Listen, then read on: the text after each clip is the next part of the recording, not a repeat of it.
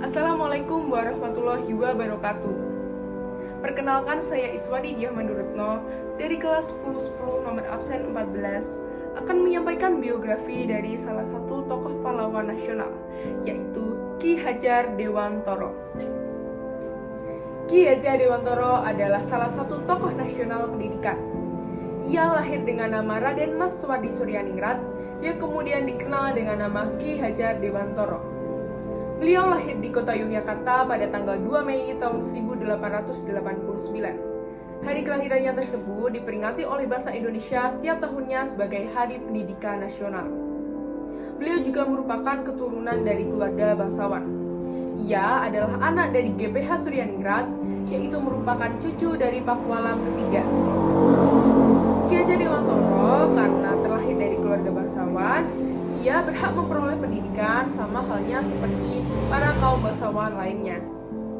Ki Hajar Dewantoro merupakan aktivis pergerakan kemerdekaan Indonesia, kolumnis, politisi, dan juga pelopor pendidikan bagi kaum pribumi dari zaman penjajahan Belanda. Ia juga merupakan pendiri dari perguruan Taman Siswa, yaitu salah satu lembaga pendidikan yang berperan dalam memberikan kesempatan kepada para kaum pribumi agar memperoleh haknya dalam bidang pendidikan sama seperti priayi maupun orang-orang Belanda. Ki Hajar Dewantoro menamatkan sekolah dasar di ELS atau Sekolah Dasar Belanda dan kemudian melanjutkannya ke Stovia atau Sekolah Kedokteran Bumi Putra. Namun lantaran ia sakit, sekolah yang tersebut tidak dapat ia selesaikan. Kemudian Ki Hajar Dewantoro bekerja sebagai seorang wartawan di beberapa surat kabar seperti Kaum Muda, The Express, Medan Java, Sediotomo, dan lain sebagainya. Pada masa itu, Ki Hajar Dewantoro dikenal sebagai penulis yang handal. Tulisan-tulisannya komunikatif dan tajam, sehingga mampu membangkitkan semangat anti-kolonial bagi pembacanya. Selain bekerja sebagai seorang wartawan, Ki Hajar Dewantoro juga aktif di beberapa organisasi politik dan sosial. Pada tahun 1908, beliau aktif di seksi propaganda Budi Utomo untuk mensosialisasikan dan menggugah kesadaran masyarakat Indonesia terkait pentingnya persatuan dan kesatuan dalam kehidupan berbangsa dan bernegara. Bersama Dowo Sedekar dan juga Dr. Cipto Mangunkusumo yang nantinya disebut sebagai Tiga Serangkai, Ki Hajar Dewantoro mendirikan Indische Partij, atau partai politik pertama yang berlandaskan nasionalisme, yaitu pada tanggal 25 Desember tahun 1912 untuk mencapai Indonesia merdeka. Mereka berusaha mendaftarkan organisasi ini kepada pemerintah kolonial Belanda agar memperoleh status badan hukum.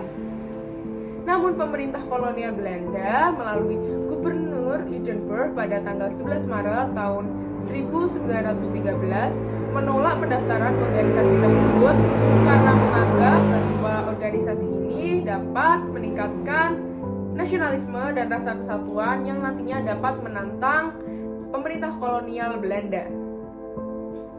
Ki Hajar Dewantoro dipercaya oleh Presiden Insinyur Soekarno untuk menjadi Menteri Pendidikan, Pengajaran, serta Kebudayaan yang pertama. Melalui jabatannya ini, ia semakin leluasa untuk meningkatkan kualitas pendidikan di Indonesia.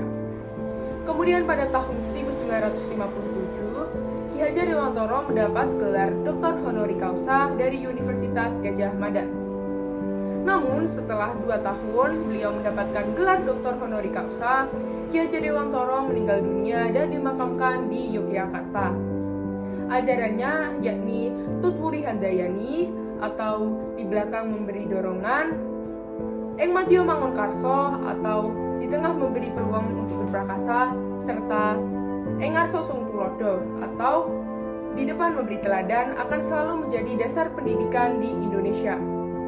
Nama Ki Hajar Dewantoro tidak hanya diabadikan sebagai tokoh yang hari kelahirannya diperingati sebagai Hari Pendidikan Nasional, namun ia juga ditetapkan sebagai pahlawan pergerakan nasional melalui Surat Keputusan Presiden RI nomor 305 tahun 1959. Begitulah perjalanan hidup Ki Hajar Dewantoro. Banyak sekali hal-hal yang dapat kita teladani dari kisah hidupnya. Contohnya adalah rasa nasionalisme dan patriotisme yang tinggi, selalu gigih dalam mencapai cita-citanya, rela berkorban, mengutamakan kepentingan bersama di atas kepentingan pribadi, serta memiliki jiwa persatuan dan kesatuan yang tinggi. Demikian dari saya, mohon maaf apabila ada salah kata. Terima kasih. Wassalamualaikum warahmatullahi wabarakatuh.